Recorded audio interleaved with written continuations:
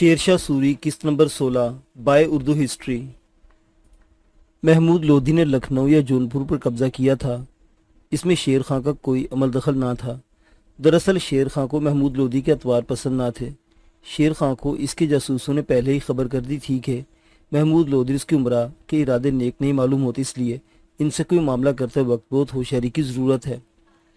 चुनांचे जब महमूद लोधी का कासिद शेर खां के पास से पैगाम लेकर पहुंचा कि शेर खां माँ अपने लश्कर के महमूद लोधी के लश्करों में शामिल हो, तो शेर खां ने यह कहलवा दिया था कि वो मुल्की इंतज़ाम में मसरूफ़ है और इस वक्त फ़ौज के साथ नहीं आता।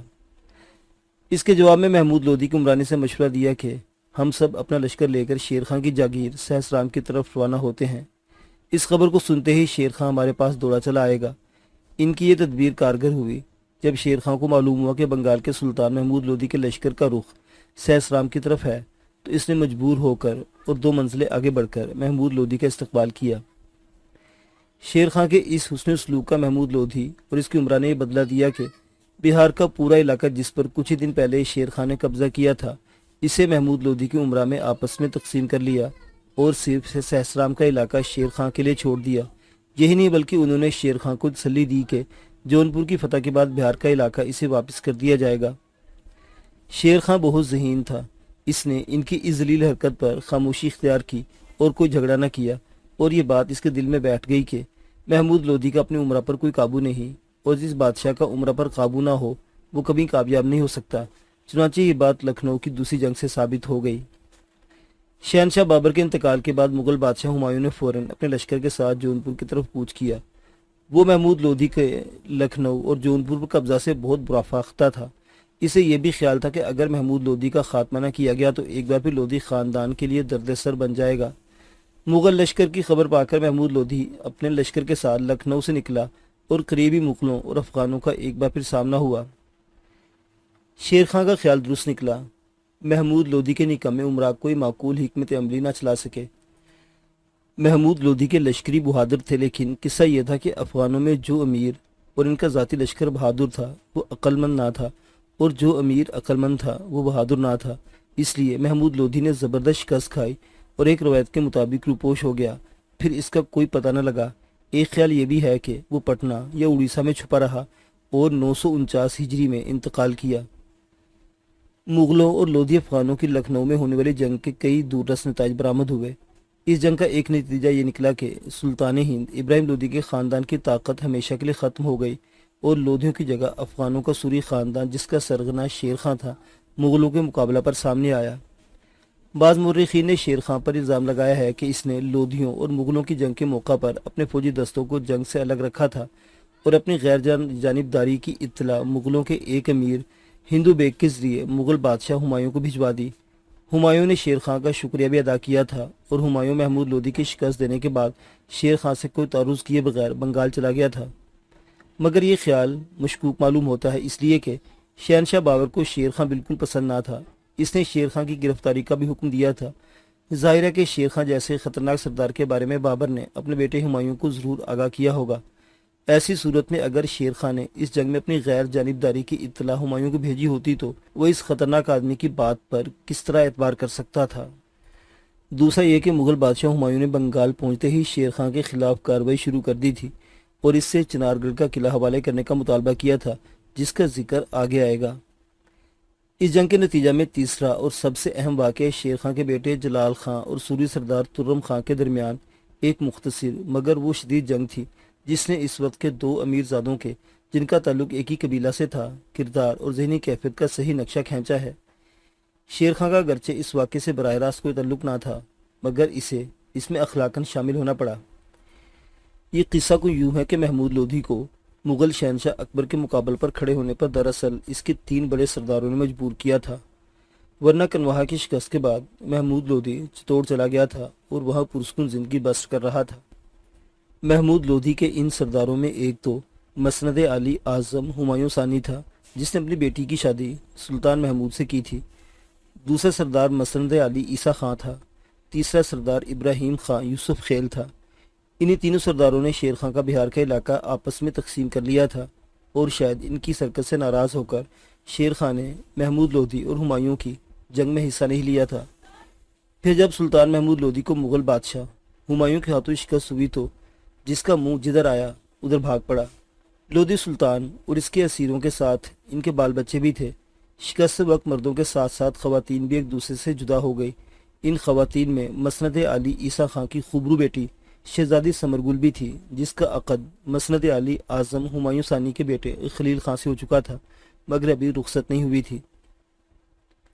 मैदान जंग में भगदड़ के वक्त शहजादी समरगुल अपने वालिदैन से बिछड़कर बेतहाशा एक तरफ भागती जा रही थी कि इसकी मुठभेड़ अपने मंगेतर खलील खां से हो गई।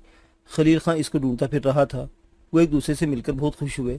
खलील अपने मंगेतर समरगुल को अपने पीछे घोड़े पर सवार कर लिया और चाहा कि शहजादी को लेकर इस हंगामा से किस तरफ निकल जाए कि ऐन मौका पर सवारों का एक दस्ता ने इसका रास्ता रोक लिया। रास्ता रोकने वाले दस्ते का सरदार घोड़ा बढ़ाकर खलील खां के पास पहुंचा और तहकुमाना लहजे में दरियाफ्त किया, तुम कौन हो और तुम्हारी पुष्प पर ये कौन लड़की बैठी है? खलील खां ने जुर्रत का मुजाहरा करते हुए कहा, हमारा ताल्लुक सुल्तान महमूद लोदी के शाही खानदान से है। अगर तुम्हारा ताल्लुक मुगल लश्कर से है तो हमें गिरफ्तार करके अपने बादशाह के सामने पेश कर सकते हो। हम गिरफ्तारी देने के लिए तैयार हैं। मुखालिफ सरदार पुरजोर लहजे में बोला, तुम शाही खानदान से किस तरह हो सकते हो, क्योंकि लोदियों की शाही तो पानीपत के मैदान में शिकस्त खाकर हमेशा के लिए ख़त्म हो चुकी है। खलील खां बिल्कुल न समझ सका कि इसे रोकने वाला सरदार किस लश्कर से ताल्लुक़ रखता है। इसने नहायत नरम लहजे में कहा, बहरा इस बात का फैसला तो तुम्हारे बादशाह करेंगे, हम शाही खानदान से ताल्लुक़ रखते हैं कि नहीं। हम तुम्हारे साथ चलने के लिए तैयार हैं, ज़्यादा बातें बनाने की ज़रूरत नहीं। मुखालिफ सरदार ने डांट कर कहा, यह बताओ कि तुम्हारे पीछे कौन बैठा है और तुम्हारा इससे क्या रिश्ता है? ये समरगुल है मेरी मंगेतर, हम दोनों एक ही कबीला के हैं। खलील खां ने जो बात थी वो सच बता दी। इसका मतलब है कि तुम इसे भगा कर ले जा रहे हो? सरदार ने कहा, बेहतर यह है कि इसे तुम हमारे हवाले कर दो और जिस तरफ चाहो चले जाओ। ये सुनते ही खलील खां का हाथ अपनी तलवार की तरफ बढ़ा, मगर इसके साथ ही मुखालिफ सरदार की नोक खलील खां के सीने पर पहुंच गई। इस वक्त खलील खां की पुष्प पर बैठी लड़की एक जस के साथ ज़मीन पर आ गई और अपने मंगेतर को मुखातिब किया, खलील मुझे बचाने की कोशिश में अपनी जान मत दो, तुम चले जाओ। अगर तकदीर में है तो हम फिर मिलेंगे। तुम अपने मंगेतर से ज़्यादा अक्लमंद हो लड़की। सरदार ने हल्का सा कहका लगाया। तुम्हारा नाम क्या बताया गया था? समरगुल। समरगुल ने जवाब दिया, बताओ कि अब मुझे क्या करना है? उस वक्त तक खलील खां की तलवार और खंजर इसे छीन लिया गया था, इसे घोड़े से भी उतार दिया गया था। सरदार ने समरगुल से कहा, समरगुल अगर तुम घोड़ा दौड़ा सकती हो तो अपने मंगेतर के घोड़े पर सवार हो जाओ। समरगुल बगैर कुछ कहे खलील खां के घोड़े पर सवार हो गई। सरदार के सवारों ने समरगुल को अपने हल्का में ले लिया। चलते वक्त मुखालिफ सरदार ने खलील खां की तरफ इशारा करते हुए समरगुल से कहा, समरगुल अपने मंगेतर को समझा दो कि दुनिया चढ़ते सूरज की परस्तिश करती है। लोधी कबीला का सूरज गुरूब हो गया है और अब सूरी कबीला के शाह शेर खां का सूरज चढ़ रहा है। मैं तुर्रम खां सूरी हूँ, इसलिए अब तुम खलील खां लोधी के बजाय तुर्रम खां सूरी के पहलू की जीनत बनोगी। तुर्रम खां सूरी के सवार समरगुल को अपने मुहासरे में लिए आगे बढ़ गए और खलील इस वीराने में तन्हा खड़ा रह गया। सवारों के जाने के बाद खलील खां ने पहले अपनी हालत पर गौर किया, फिर समरगुल की तरफ ध्यान दिया। इसने सोचकर दिल को तसल्ली दे ली कि समरगुल ने अच्छा ही किया कि खामोशी से इनके साथ चली गई। अगर वो तलवार खींच भी लेता तो इतने बहुत से सवारों का किस तरह मुकाबला कर सकता था। जहाँ तक तुर्रम खां सूरी का किरदार था, इसके बारे में वो एक बड़ी उलझन में गिरफ्तार हो गया था। इसने सूरियों और इनके शाह शेर खां के बारे में बहुत कुछ सुना था, जिससे इसने अंदाज़ा लगा लिया था कि शेर खां और उसका कबीला शुजात पर अपना जवाब नहीं रखता। शेर खां खुद बहुत दीनदार और आदिल बादशाह है, वो अदल के मामला में किसी की रायत नहीं करता। फिर ये तुर्रम खां सूर इसका सरदार कैसे हुआ, जो साफ अल्फाज में कह रहा था कि अब समरगुल खलील खां के बजाय तुर्रम खां सूर की आगोश की जीनत बनेगी। खलील खां को मालूम था कि शेर खां अपने लश्कर के साथ मैदान जंग से थोड़ी दूर पर ठहरा हुआ है, चुनांचे इसने शेर खां के लश्कर गाह का रुख किया। खलील खां वहाँ पहुंचा तो शेर खां की लश्करगाह खाली हो चुकी थी और वहाँ सिर्फ 3-4 आदमी सिर्फ इसलिए मौजूद थे कि अगर कोई भूला भटका सूरी सवार या पैदल वहाँ पहुंचे तो इसे रास्ता पर डाल दिया जाए, जिस रास्ता पर शेर खां वापस जा रहा था। खलील खां ने एक आदमी से दरियाफ्त किया, तुम्हारे शेर खां किस तरफ गए हैं? मुझे उनसे एक ज़रूरी काम है। आदमी ने जवाब दिया, शेर खां अपने लश्कर को लेकर वापस जा चुके हैं। अगर आपको उनसे बहुत ज़रूरी काम है तो आप एक तेज़ रफ्तार घोड़े पर सवार होकर दाएं हाथ वाली सड़क पर चले जाइए।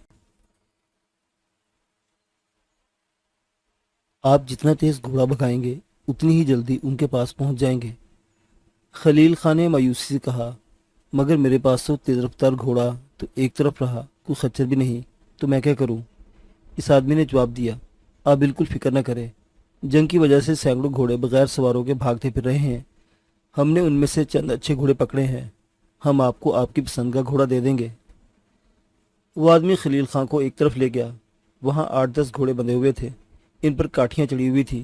خلیل خان نے ایک گھوڑا پسند کیا اور اپنے محسن سے ایک تلوار لے کر اس گھوڑے پر سوار ہوا اور گھوڑے کو بے تحاشا بھگانا شروع کیا۔ شیر خان کا لشکر بڑے اطمینان سے آہستہ آہستہ واپس جا رہا تھا۔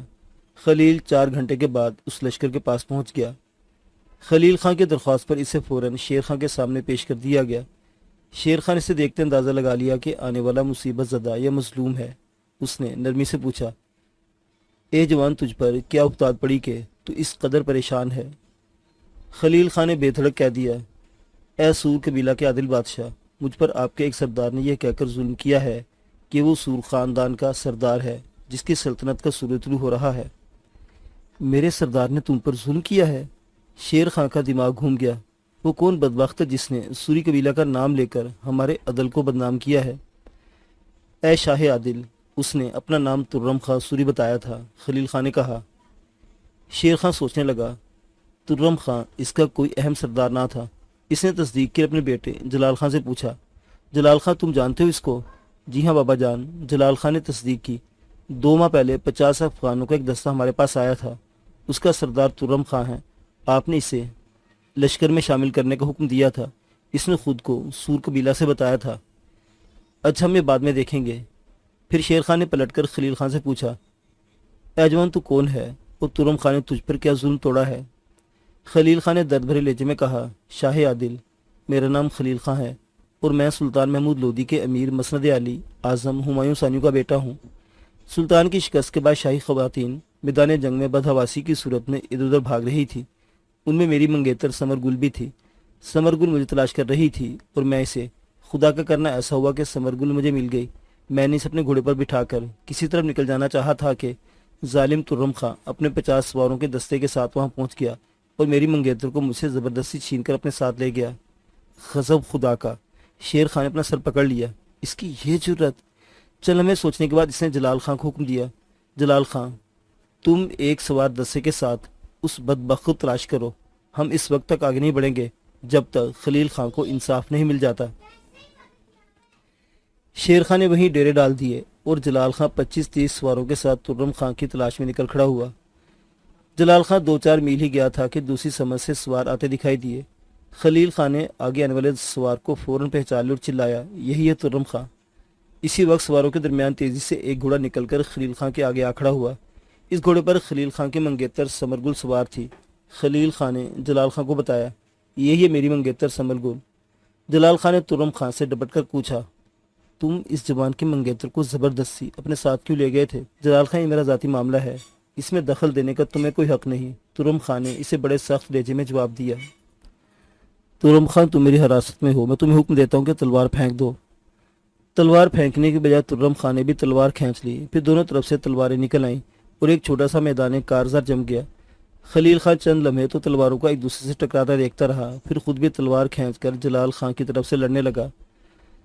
جلال خان بلا کا شمشیر زن تھا، اس کے سواروں کی تعداد ترم خان کے سواروں سے نصف کے قریب تھی، مگر اس نے ترم خان پر ایسے تابڑ توڑ حملے کیے کہ وہ گھبرا کر بھاگا، مگر جلال خان نے اسے جانے نہ دیا اور تلوار کا ایسا ہاتھ مارا کہ اس کی تلوار ترم خان کا نشانہ کاٹتی اس کے دل تک اتر گئی۔ ترم خان زین سے لٹک گیا اور اس کے ساتھ اس کا یہ حال دیکھ کر بھاگ کھڑے ہوئے۔ ترم خان کو بڑی مشکل سے زین سے الگ کیا گیا، وہ مر چکا تھا۔ بعد میں تحقیق کرنے پر معلوم ہوا کہ اس کا سور قبیلہ سے دور کا بھی واسطہ نہ تھا، وہ اپنا دبدبہ جمانے کے لیے ترم خان سور بن گیا تھا۔ معزز سامعین حضرات، شیر شاہ سوری کی یہ داستان حیات ابھی جاری ہے۔